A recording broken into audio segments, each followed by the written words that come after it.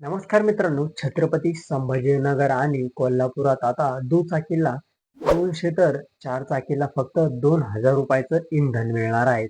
काय आहे ही बातमी आपण सविस्तर आणि थोडक्यात जाणून घेणार आहोत. त्या अगोदर नवीन असेल तर सबस्क्राईब नक्की करा. इराण इस्रायल युद्धाच्या झळा भारताला बसू लागल्या आहेत.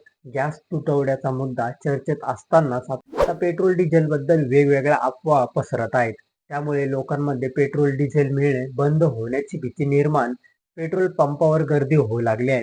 कोल्हापुरातही असेच प्रकार सुरू झाल्यानंतर जिल्हा अधिकाऱ्यांनी मोटरसायकल आणि चारचाकींसाठी पेट्रोल डिझेल भरण्याची मर्यादा निश्चित केल्या आहेत. तसेच आदेश जिल्हाधिकारी अमोल येडगे यांनी या संदर्भात आदेश काढले आहेत. छत्रपती संभाजीनगर जिल्ह्यात पेट्रोल आणि डिझेलचा पुरेसा साठा उपलब्ध असतानाही सोशल मीडियावर पसरलेल्या अफवांमुळे पेट्रोल पंपावर नागरिकांनी अद्भुत गर्दी केली आहे.